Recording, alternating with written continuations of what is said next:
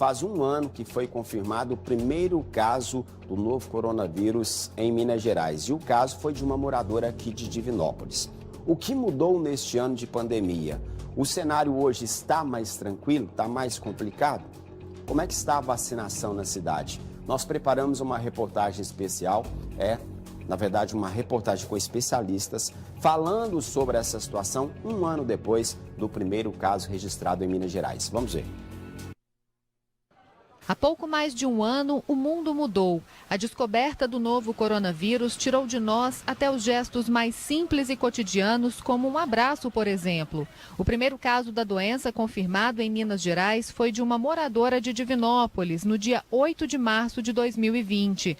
Adriana estava com a família na Itália. Quando voltou de viagem, ela resolveu fazer o exame por desencargo de consciência e se deparou com a notícia. Era muito difícil fazer o exame.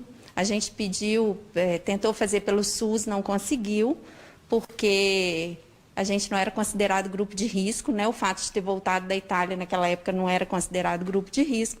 Consegui fazer num laboratório particular e, para minha surpresa, o meu exame veio positivo. Só o meu. Eu tenho 2 filhos adolescentes, o marido, só eu que tive o PCR positivo. Exatamente um mês após o primeiro caso positivo na cidade, veio a confirmação da primeira morte. Uma médica oftalmologista de 46 anos morreu por complicações da doença no dia 8 de abril. Em um ano de pandemia, muita coisa aconteceu. Por causa das regras de prevenção à doença, professores e estudantes tiveram que se adaptar ao ensino à distância. A economia sofreu muito por causa do fechamento do comércio e, como consequência, vieram o desemprego e a informalidade. O setor cultural parou. As UTIs dos hospitais estão quase sempre lotadas. Os profissionais da saúde trabalham exaustivamente na linha de frente. E os nossos melhores amigos agora são a máscara e o álcool gel.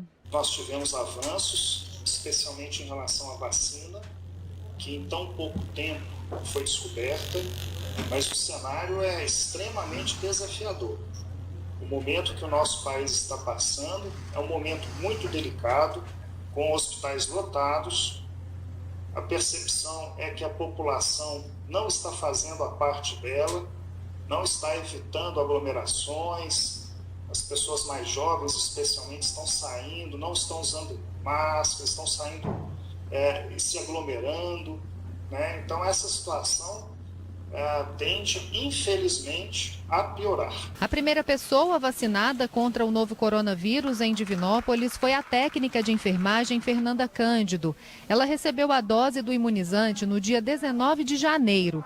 De lá para cá, apenas 12.705 pessoas também foram imunizadas. O município tem hoje 7.088 casos confirmados da Covid-19. 166 pessoas perderam a vida para a doença. 6.451 pacientes se recuperaram. Agora, em janeiro e fevereiro, a gente viu um aumento realmente assim, fora do padrão da pandemia, o que nos preocupa muito. Então, hoje a gente tem um cenário aí de crescimento de caso, que a gente observa isso já como o estado como um todo. Se observa no mapa, por exemplo, do Minas Consciente, como que a região oeste é uma das poucas regiões que se mantiveram na onda amarela pela sua oferta de leito. Mas em número de casos, a gente não se afasta da realidade da pandemia estadual, não. A vacina, para funcionar, a gente precisa de vacinar uma quantidade de pessoas, né, um quantitativo de pessoas maior. A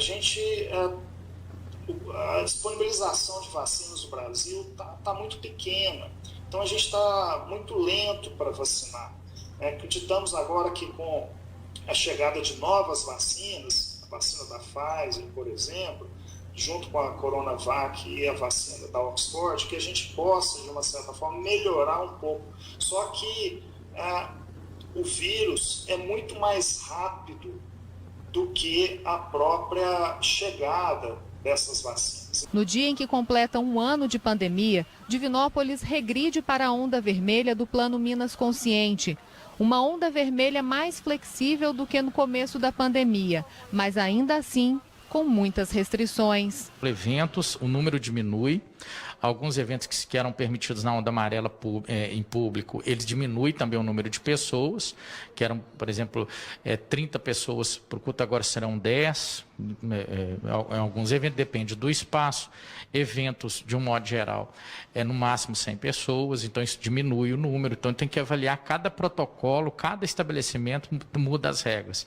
Por exemplo, uma que sempre questiona academias de ginástica, muda também o protocolo, o número de pessoas que podem frequentar diminui, o horário agendado. Então o que muda, na verdade, é o rigor do acesso às pessoas. A previsão dos infectologistas é de que a situação piore nos próximos dias. Nós vamos viver momentos difíceis nas próximas semanas.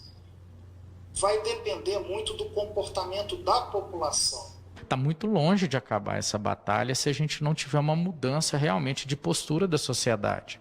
Eu acho que é momento de se avaliar que realmente esse será o momento correto de você ir para uma balada, ao invés de guardar sua família, de preservar sua família. Aquela falta de informação, ela não existe mais, né? Eu acho que as pessoas estão instruídas, todo mundo sabe o que fazer, como fazer, né? E é uma experiência que eu não recomendo para ninguém, então acho que todo mundo deve seguir os protocolos para se preservar e preservar as pessoas que amam, né? Na verdade, todos, né? O problema, na verdade, é que tem muita incoerência. É o momento de ir para uma balada? Não. É o momento para fazer isso? Não. Mas por que autoriza?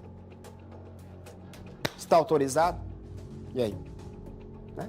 A maioria das coisas está assim. Nós estamos fazendo protocolo aí para inglês ver. Então, plantamos, vamos colher.